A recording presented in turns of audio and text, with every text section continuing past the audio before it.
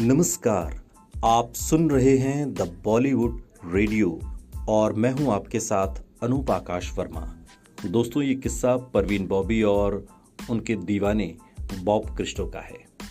हिंदी फिल्मों में अभिनेत्रियों की एक नई परिभाषा गढ़ने वाली परवीन बॉबी आज भी अपने काम की वजह से याद की जाती हैं। वो ऐसी पहली भारतीय हस्ती बनी जिसे टाइम मैगजीन ने अपने कवर पेज पर जगह दी।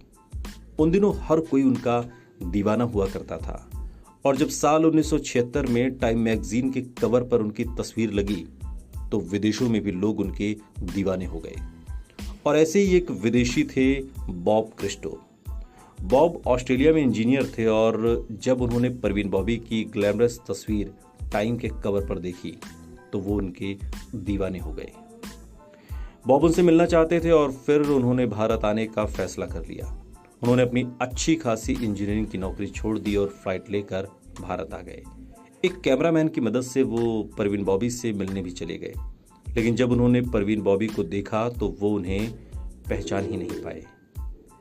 दरअसल परवीन बॉबी सिर्फ शूटिंग के वक्त ही मेकअप करती थी और बाकी समय वो बिल्कुल आम लड़की की तरह ही रहती थी, बिना मेकअप के। परवीन बॉबी को जब बॉब ने देखा और उन्होंने उन्हें परवीन बॉबी मानने से ही इनकार कर दिया। उन्होंने टाइम मैगजीन पर लगी उनकी तस्वीर उन्हें दिखाते हुए कहा कि आप तो परवीन हैं ही नहीं, बल्कि ये लड़की परवीन है। फिर परवीन ने उन्हें समझाया कि वो सिर्फ शूटिंग के वक्त ही मेकअप करती हैं और तब जाकर बॉब ने उन्हें परवीन बॉबी माना। दरअसल उस दौर में परवीन बॉबी का ग्लैमरस बुलंदियों पर था। बॉब क्रिस्टो फिर दोबारा वापस ऑस्ट्रेलिया लेकिन कभी नहीं गए और हिंदी फिल्मों में ही विदेशी विलेन का किरदार निभाने लगे। साल 1980 में उनकी एक फिल्म आई अब्दुल्ला, जिसमें उन्होंने पहली बार काम किया। अमिताभ बच्चन की कई सुपरहिट फिल्मों में स्मगलर, विलेन आदि के किरदार निभाते हुए बॉब नजर आए। गिरफ्तार, कालिया, अदालत, मर्द जैसी अमिताभ की सुपरहिट फिल्मों में भी बॉब ने बेहतरीन काम किया।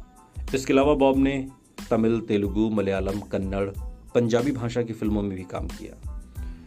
बॉब को दिल की बीमारी थी और साल 2011 में 72 साल की उम्र में हार्ट अटैक से उनका निधन हो गया।